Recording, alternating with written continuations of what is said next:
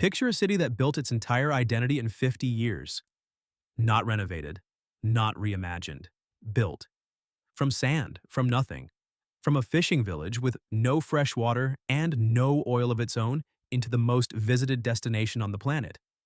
You are standing in the Dubai Mall, the largest shopping center on Earth by total area, watching an indoor waterfall the height of a 10-story building cascade next to a replica of the Eiffel Tower that is itself next to an aquarium holding 33,000 marine animals.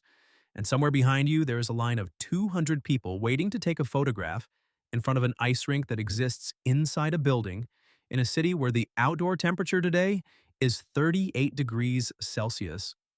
The ambition is genuinely staggering. The execution is, in many ways, genuinely impressive.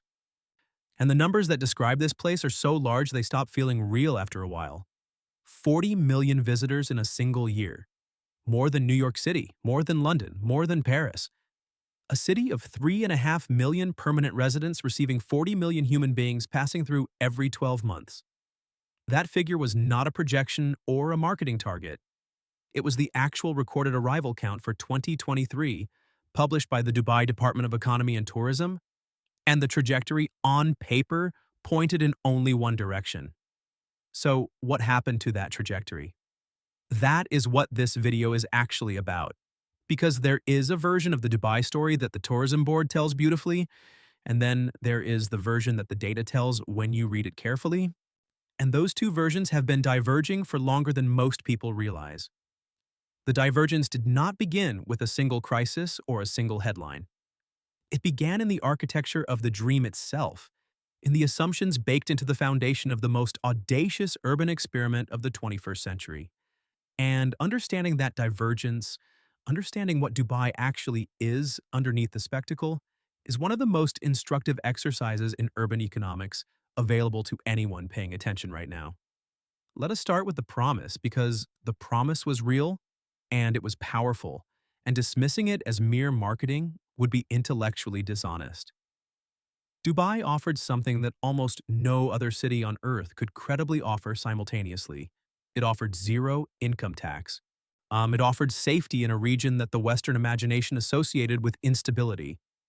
It offered connectivity, with Emirates airline operating flights to over 220 destinations, making Dubai the single most connected aviation hub in the Eastern Hemisphere. It offered modernity and infrastructure that put many European capitals to shame, with roads that worked, airports that functioned, hospitals that were actually equipped, and internet speeds that ranked among the fastest globally according to the Speed Test Global Index. And it offered warmth, not metaphorical warmth, literal warmth, 320 days of sunshine per year. For the hundreds of thousands of professionals arriving from gray Northern European cities, where seasonal depression is considered a normal part of the annual cycle. For a specific type of person at a specific stage of life, typically a professional in their 30s with marketable skills, some savings, and a tolerance for transience, Dubai was not a compromise. It was an upgrade, and millions of people made that calculation and moved there. The question worth asking in 2025 and into 2026 is whether that calculation still holds, because something in the arithmetic has shifted. Here is where the numbers become important, and these are not numbers that anyone disputes. They are simply numbers that rarely appear together in the same article. According to the Mercer Cost of Living Index for 2024, Dubai ranked as the 22nd most expensive city on Earth for expatriate professionals, which sounds manageable until you place it next to the salary data. The Hayes Gulf Cooperation Council salary guide for 2025 found that real wage growth for expatriate professionals in Dubai had been effectively flat for 3 consecutive years when adjusted for inflation, meaning that the purchasing power of a Dubai salary in 2025 bought meaningfully less than the same nominal salary bought in 2021. Meanwhile, residential rents in Dubai increased by an average of 27% between 2022 and 2024 according to data from the Dubai Land Department, with some areas experiencing increases closer to 40%. A one-bedroom apartment in Dubai Marina, the neighborhood most frequently marketed to young professionals, was renting for approximately 9,000 dirhams per month by mid-2024, which translates to roughly $2,450 per month, or $29,400 per year. just for the apartment. Before utilities. Before the cost of a car, which is not optional in a city with limited public transit coverage outside the main corridor. Before the school fees that any family with children will face, with international school tuition in Dubai averaging between $15,000 and $30,000 per child per year, according to the Knowledge and Human Development Authority annual report. That is not a city that is cheap. That is a city that is expensive in ways that are becoming structurally difficult for the middle segment of its expatriate population to sustain. On the tourism side, the picture has its own texture. The 40 million visitors figure deserves a closer look because the composition of that number matters as much as the headline.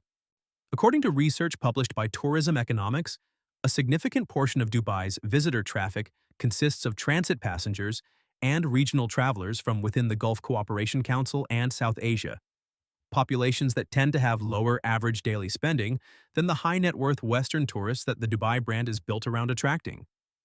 The average revenue per available room in Dubai hotels, a metric tracked by Smith Travel Research, showed a decline of 11% in the first half of 2024 compared to the same period in 2023, suggesting that while bodies were moving through the city, those bodies were not spending at the rates the industry had projected. Simultaneously, according to the TomTom Traffic Index, Dubai ranked as the city with the most severe traffic congestion in the Middle East and the 23rd most congested globally, a detail that matters enormously for a destination selling itself on seamless luxury. There is nothing seamless about spending 90 minutes in a taxi between the airport and downtown Dubai during a Tuesday evening in peak season. Nothing at all. Now here is the part that requires honest contextualization, because Dubai has genuine resilience built into its story, and pretending otherwise would make this analysis less useful, not more. The city absorbed the global financial crisis of 2008 and 2009, during which property prices fell by more than 50% in some segments and came back. It absorbed the pandemic years of 2020 and 2021, losing a recorded population of approximately 8.4% according to the World Population Review, and then posted record tourist arrivals 2 years later. The institutional capacity for recovery is real. The question that 2025 and 2026 are forcing onto the table is not whether Dubai can bounce back from external shocks. It demonstrably can. The question is whether the structural model underneath the spectacle can sustain itself across the medium term, and that is a different question with a different and considerably more complicated answer. Let us talk about the structural vulnerabilities, because this is the part that rarely makes it into the promotional materials, and it is the part that matters most if you are making any kind of long-term decision about Dubai, whether as a tourist, an investor, an employer, or someone considering relocating. The first vulnerability is the one that real estate analysts have been quietly flagging for several years. Dubai has an oversupply problem in its luxury residential segment that is by any honest measure severe. According to data from the Real Estate Regulatory Agency of Dubai, approximately 72,000 new residential units were scheduled for completion between 2024 and 2026, in a city where the total residential stock was already struggling to find end users at current price points. The developer community, operating inside a system of incentives that rewards construction and sales volume rather than long-term occupancy rates, kept building because the off-plan sales model allowed them to collect 60 to 70% of the purchase price before a single foundation was poured. And the result is a pipeline of inventory arriving into a market where the primary buyer demographic, high net worth individuals seeking a safe store of value, is itself becoming more selective. Knight Frank's 2024 Wealth Report noted that ultra-high net worth individuals were increasingly diversifying their real estate exposure towards Singapore, which offers rule of law protections and institutional stability that Dubai, for all its modernity, cannot replicate under its current legal framework. When capital gets selective, oversupply becomes visible very quickly. The second structural vulnerability is the one that no tourism board anywhere on earth will put in a press release, but that every serious destination analyst understands. Dubai's brand of safety and stability is not just a feature, it is the product, the primary product. Beneath the architectural spectacle and the tax advantages and the connectivity, what Dubai sold to its residents and its visitors more than anything else was certainty. A sense that the rules were clear, the streets were safe, the government was competent and predictable, and the region's instability would stay outside the borders. A former senior analyst at Telemer, a research firm covering emerging markets and frontier economies, wrote in a widely circulated note that Dubai had effectively built its entire value proposition around being the Switzerland of the Middle East, a neutral, stable, commercially sophisticated haven in a geographically turbulent neighborhood. That framing is enormously useful for understanding both the city's rise and its vulnerability, and because Switzerland's value proposition has never been seriously stress-tested by proximity to active military conflict. Dubai's has. The Houthi drone and missile campaign that disrupted Gulf air traffic in late 2024 and early 2025 was not, in purely military terms, a direct attack on Dubai. But it did not need to be. The perception effect was immediate and measurable. Travel insurance premiums for the Gulf region increased by an average of 34%, according to data from the British Insurance Brokers Association. Several multinational corporations quietly accelerated contingency planning for relocating regional headquarters to Riyadh or Abu Dhabi or Singapore. And the fundamental question that had always been in the background moved into the foreground in a way that was difficult to move back. How stable is a city whose stability depends on the stability of a region that is, by objective historical measure, not very stable?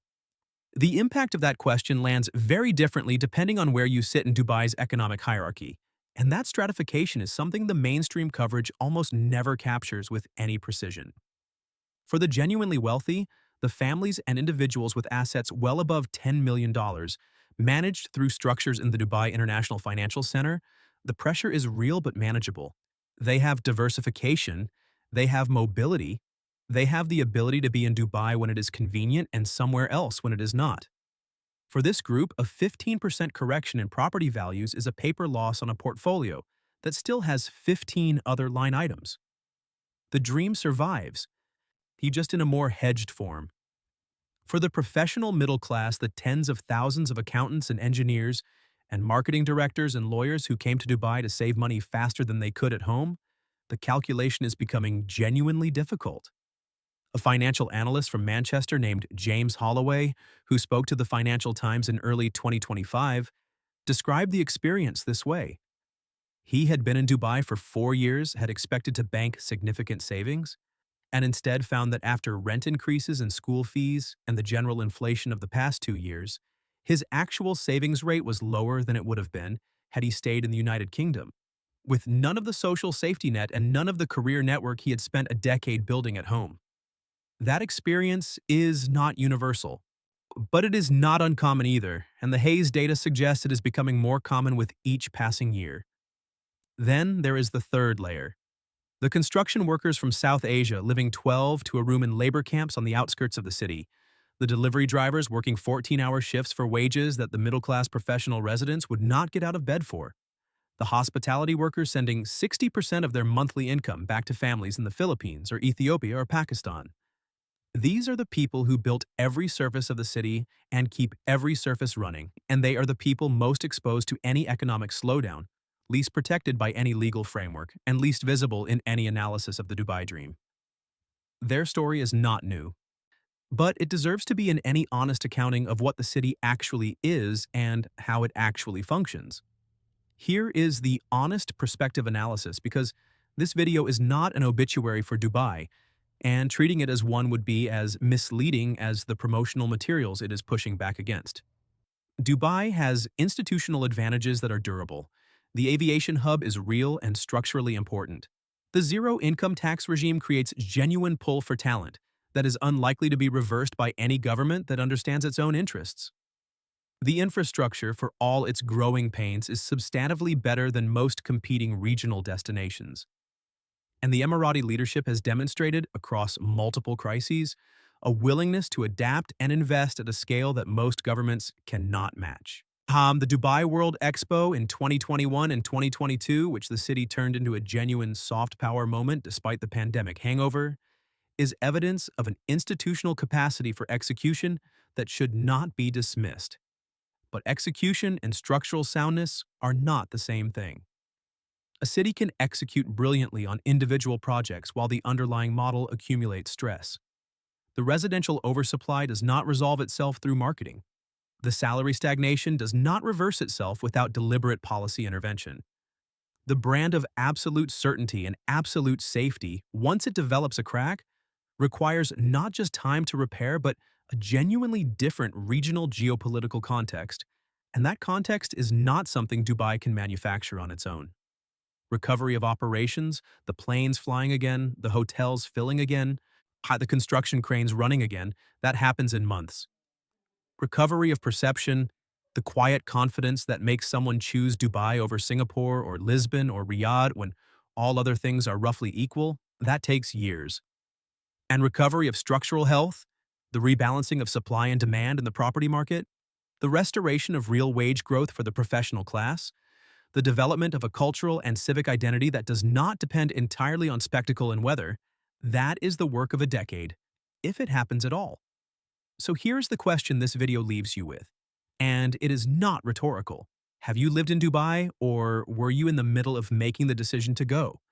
Has any of what you have heard here changed the way you are running that calculation? Because the data is not telling you to leave and it is not telling you not to go.